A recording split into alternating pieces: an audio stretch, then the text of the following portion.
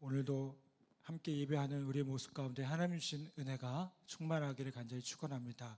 또 영상으로 함께 참여하는 우리 모든 성도들에게도 하나님의 놀라운 은혜와 축복이 가득하기를 간절히 축원합니다. 사도행전 4장에 보면 우리는 공회에 서 있는 베드로와 요한의 성령 충만한 모습을 볼 수가 있습니다. 그렇다면 여러분, 성령 충만한 사람의 특징이 무엇일까요? 바로 용기 있는 삶의 모습이 있다는 겁니다. 담대한 용기가 있어서 아무런 두려움이 없어 보입니다.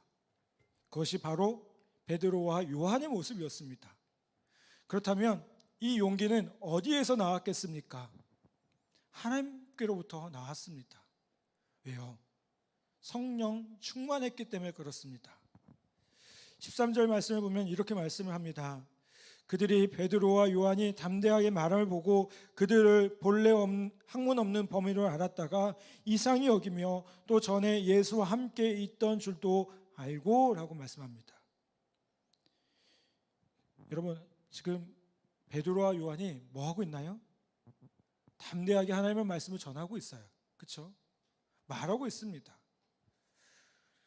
현대 교인들을 보면요, 여러 가지 신앙의 좋은 모습도 있지만 솔직히 말씀드리면 좀 부족한 부분도 있는 것이 현실인 것 같아요. 그 중에 한 가지가 뭘까요? 과거의 성도들에 비해서는 나약하다는 거예요. 나약하다는 것.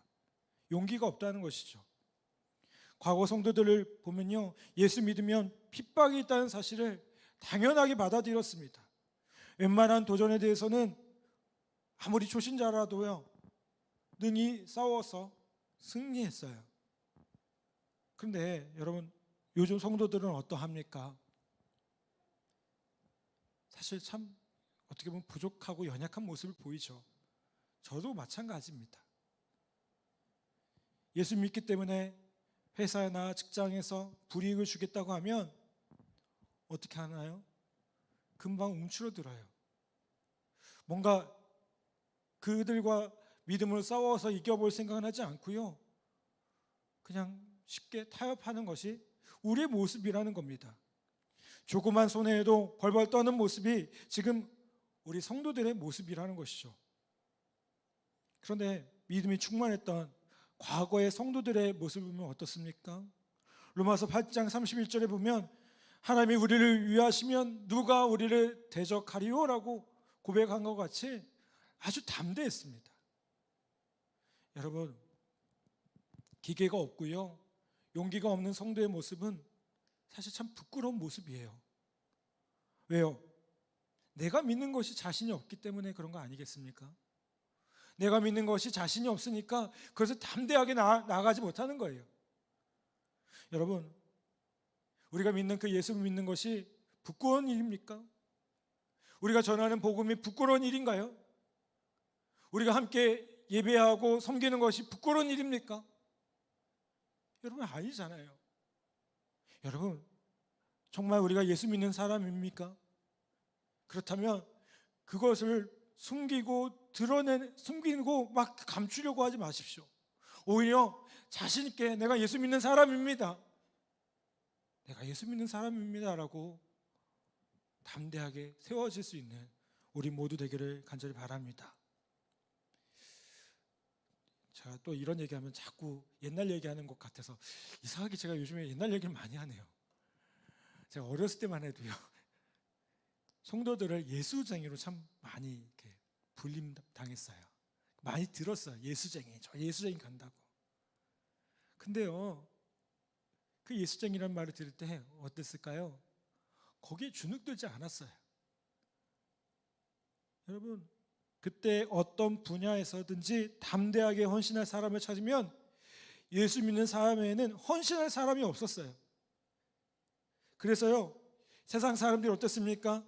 예수쟁이를 들으려 놀리고 핍박하면서도요, 아, 그래, 교회 다니는 사람, 저 예수 믿는 사람은 좀 달라. 저 사람은 맡겨준 일이라면 정말 끝까지 하고 뭔가 완벽하게 하고 정직하게 타협하지 않고 그 일들을 행해. 그런 이야기를 참 많이 들었던 것 같아요. 여러분, 지금 우리의 모습은 어떻습니까? 예수쟁이라는 말을 듣는 것이 두렵습니까? 내가 교회 다닌다는 것, 내가 신앙을 갖고 있다는 것, 그것이 참 두려운 일인가요? 저도 사실 한편으로 두려운 일이 있더라고요. 제가 몇 개월 전에 우리 신체 검사를 받으러 병원에 갔어요. 코로나가 이제 한창일 때. 그래도 이제 군인이니까 1년에 한 번씩은 다 검사 받아야 되잖아요. 정기 검진 받으러 딱 갔는데요. 거기 그 출입하자마자 뭐 쓰는 게 있더라고요. 뭐 동남아에서 외연 다녀오셨습니까? 중국에 다녀오셨습니까? 뭐 최근에 무슨 이렇게 이런 일들이 몸에 이런 증상들이 있었습니까? 그렇게 딱 쓰고요. 거기에 한 가지 문항이 더 있었는데 뭐냐면 교회 다니십니까? 라는 질문이 있더라고요. 되게 이게 묘하더라고요. 당연히 제가 목사인데요. 제가 목사인데요. 뭐라고 써야 돼요? 당연히 교회 다니죠. 체크해야죠. 근데 순간 이게 주저가 되더라고요.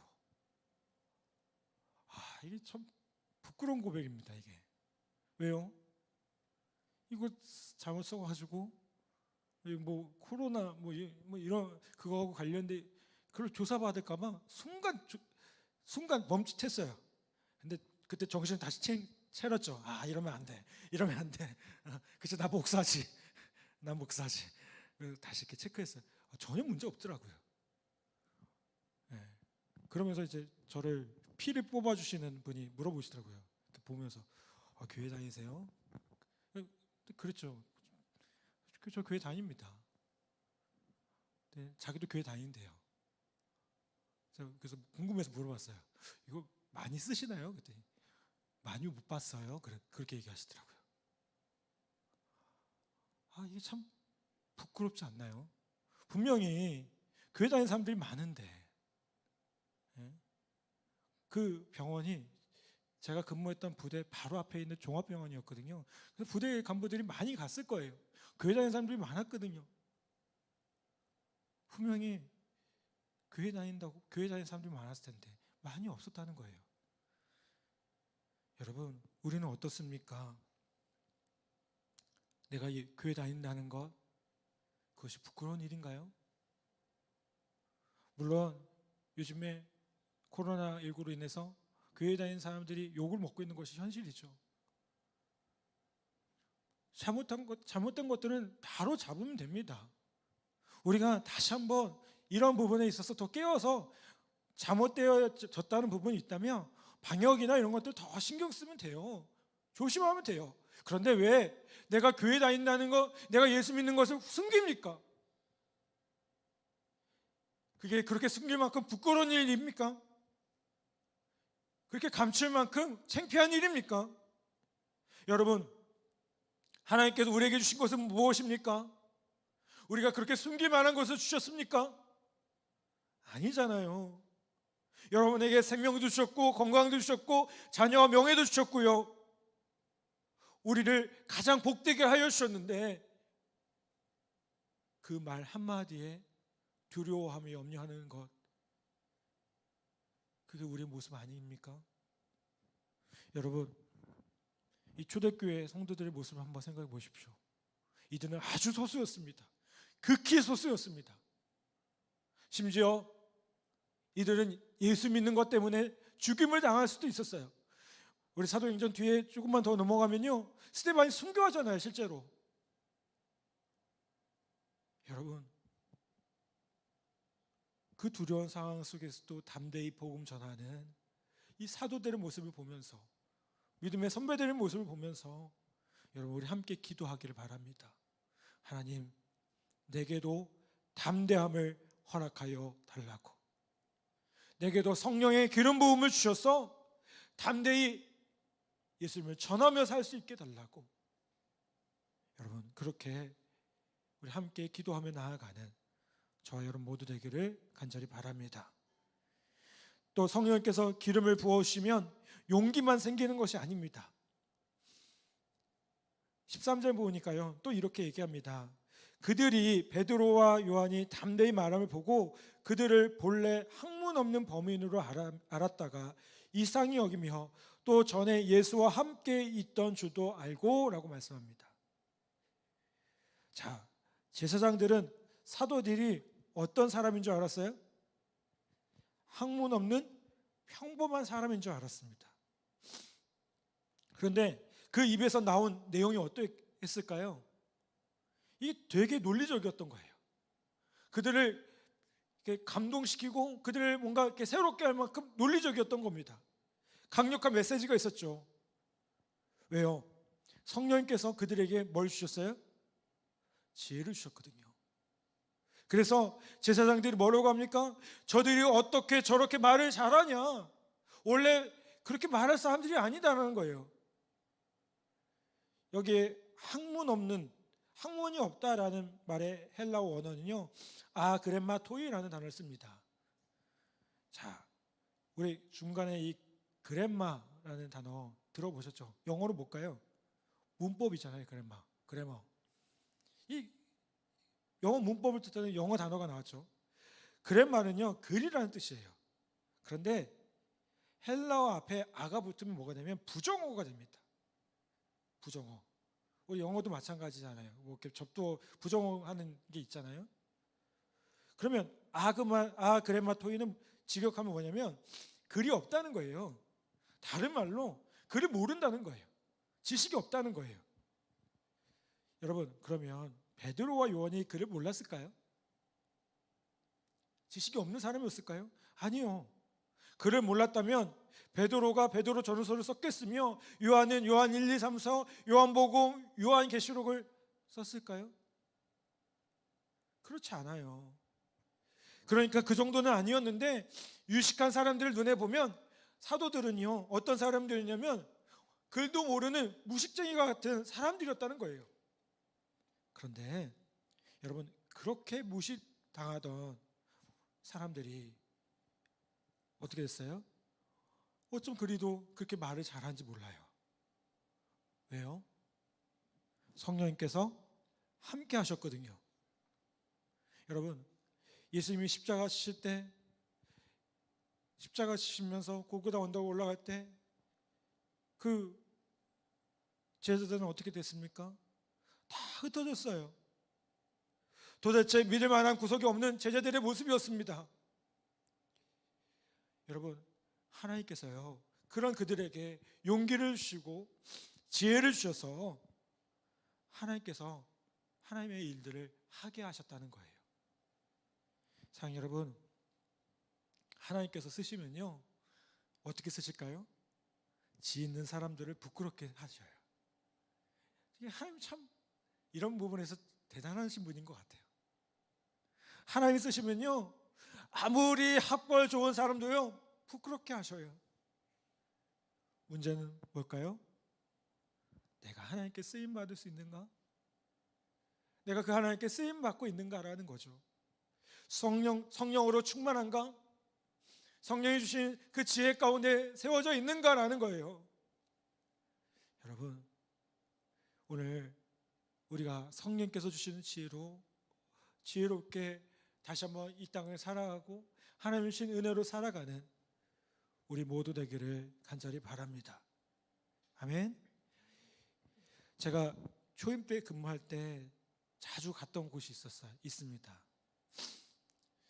제가 초임 때 저희 동기 그 군종 목사들은 다 어디 갔냐면 그 전방 그 꼴짜기로 많이 갔거든요. 우리 그 군가 중에 그런 거 있잖아요. 높은 산, 깊은 골, 뭐 그런 곳. 앞을 봐도 산, 옆을 봐도 산, 뭐 뒤를 봐도 산, 그런 데로 많이 갔거든요. 근데 저는 초임이 어디였냐면 육군 30사단이었어요. 30사단 제가 처음에 딱 가니까 사단 교회 성도님들이 저보고 물어보더라고요.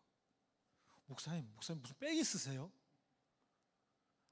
왜냐면 그 30사단이 어디냐면 우리 국방대 교회는 잘 아실 거예요. 옛날 국방대 교회 근처, 국방대 근처 서울에 수색 바로 옆에. 제가 또 하필이면 사단하고 같은 그 울타리에 있는 연대에 같이 있었어요. 또 그러니까 저보고 그러는 거예요. 목사님 무슨 백이 있냐고. 국방부에도 아시냐고. 국회의원 좀 아시냐고. 그러는 거예요. 저는 솔직히 말씀드리면 백이 없거든요. 백이 있어요. 하나님 백. 예? 예. 가장 좋은 백이겠죠. 그렇죠? 제가 웃으면서 그렇게 얘기했던 기억이 있네요. 진짜. 하나님 백밖에 없다고. 근데 제가 그 곳에 이제 서울 수색 쪽에 근무하면서 많이 갔던 곳이 있었습니다. 어디냐면 하늘공원을 자주 갔어요. 제가 언젠가도 얘기했지만 저는 사진 찍는 거 참 좋아했거든요. 지금도 좋아하고요. 카메라 하나 말고 결혼 안 했으니까 혼자 쉬는 날이면 어떻게 할까요? 사진 찍으러 가는 거예요. 뭐 버스를 타고 가도 되고 차를 타고 가도 되고 그냥 하루 종일 또 사진 찍고 운동 겸 산책하면 참 좋더라고요. 근데 제가 몇 번 가다 보니까 그 하늘공원이 어떤 곳인지를 알게 되니까 더 은혜가 되더라고요. 여러분, 하늘공원이 어떤 곳인지 아세요? 이게 원래 그 지역이 난지도예요. 난지도가 어떤 곳이냐면 옛날에 서울에 있는 모든 쓰레기가 글로 모였어요. 거기 위에다가 어떻게 해요? 흙을 덮고요, 풀을 심고요, 나무를 심고 갈대를 심어서 아주 멋있는 공원을 만들어 버린 거예요. 거기 지금도 그 발전소가 있어요. 어떤 발전이냐면 쓰레기에서 나오는 그 메탄 가스로 발전하는 발전소가 있어요. 그래서 외국인들도 거기 왔다가 여기에 쓰레기가 원래 묻혀 있었습니다라는 얘기 들으면 깜짝깜짝 놀라죠. 그리고 지금 가장 많이 개발되는 곳 중에 한 동네가 그쪽이에요. 상암동 월드컵 경기장 있는 그쪽 난지도. 여러분, 저는 성령님 안에서 사람들이 변화되는 것이요, 이 난지도가 하늘공원으로 변화되는 것과 똑같다고 생각이 들어요. 성령께서 사람을 어떻게 변화시킵니까? 꼭 이렇게 변화시켜요. 내 안에 있는 죄악들이 너무나 많습니까? 그러면요, 하나님께서요, 오늘 이 시간 우리가 주님 앞에 나아간다면 하나님께서 은혜와 권능을 부어주시면 난지도가 그 쓰레기 더미가 변해서 정말 아름다운 공원이 되듯이 우리의 인생을요 그렇게 가장 멋지게, 가장 복되게 사용하신다는 겁니다. 우리 인생뿐만 아니죠. 우리 믿음의 선배들이 그랬어요. 사도들이 그랬어요. 여러분, 주님께서 우리를 그렇게 변화시킬 것을 기대하며 나아갈 수 있기를 간절히 바랍니다. 그렇다면 어떻게 하면 우리가 용기 있고 지혜로운 그리스도인으로서 살 수 있겠습니까? 어떨 때 하나님께서 용기와 지혜를 주실까요? 19절 말씀은 이렇게 말씀을 합니다. 베드로와 요한이 대답하여 이르되 하나님 앞에서 너희의 말을 듣는 것이 하나님의 말씀을 듣는 것보다 옳은가 판단하라. 자, 사도들은 어떻게 했어요? 하나님 앞에서, 그렇죠? 하나님 앞에서 살고 있다는 그 삶의 자세를 가지고 있었다는 거예요. 우리가 이런 자세를 뭐라고 합니까? 코람 데오라고 하잖아요. 늘 하나님 앞에 있는 거예요. 하나님이 나를 보고 계셔요. 하나님과 동행하는 거예요. 내가 좋을 때만, 내가 필요할 때만 하나님이 계신 것이 아니라 하나님이 내 삶의 모든 순간 가운데 함께하고 계신 거예요. 그러니까 하나님께서 어떻게 하셨어요? 그들에게 지혜를 주시고 용기를 주셨죠. 그리고 하나님 앞에서 살아가면서, 하나님 말씀 가운데 살아가면서 뭘 붙들었습니까? 하나님의 말씀을 듣는 것. 이 하나님의 말씀으로 날마다 살려고 하니까 하나님께서 지혜 주셨고 그것들을 감당할 힘을 주셨다는 겁니다. 바울은 디모데후서 2장 9절에서 이렇게 말씀합니다. 복음으로 말미암아 내가 죄인과 같이 매인 듯까지 고난을 받았으나 하나님의 말씀은 매이지 아니하니라. 바울 자신은요, 감옥이 갇히기까지 했지만 하나님의 말씀은 어디에도 갇히지 않는다라고 고백하고 있어요. 여러분, 하나님의 말씀은 어디에도 매이지 않아요. 어디에도 갇히지 않습니다. 그래서 우리에겐 그 말씀을 붙들 때 어떻습니까? 아무리 어렵고 아무리 힘들어도 자유함을 누릴 수 있고요, 우리가 아무리 매이는 환경 속에 있다 할지라도 참된 자유함을 누릴 수가 있다는 겁니다. 또 바울은요, 데살로니가 교인들에게 이렇게 말을 합니다. 데살로니가서 3장 1절 보면, 끝으로 형제들아 너희는 우리를 위하여 기도하기를 주의 말씀이 너희 가운데서와 같이 퍼져나가 영광스럽게 되고 라고 말씀합니다. 여러분, 영광이 임하는 비결이 무엇일까요? 주의 말씀이 퍼져나가는 거예요. 주의 말씀이 힘있게 퍼져나가서 우리 안에서 역사하면 하나님의 은혜와 영광이 드러나게 된다는 겁니다. 사랑하는 여러분, 우리 안에 용기가 부족합니까? 우리 안에 지혜가 부족합니까? 우리의 삶에 문제들이 있고 어려움이 있습니까? 여러분, 이 시간 하나님의 말씀을 믿고 그 말씀을 믿고 의지하며 나아가기를 간절히 바랍니다. 하나님의 말씀을 듣고 따르면요, 용기가 생기고 지혜가 생겨요. 그리고 어떻게 될까요? 세상에 아무리 우리를 쓰러뜨리고 넘어뜨리려고 해도 그게 문제되지 않아요. 여러분, 오늘 우리가 말씀으로 새로워지는 귀한 은혜가 있기를 간절히 바랍니다.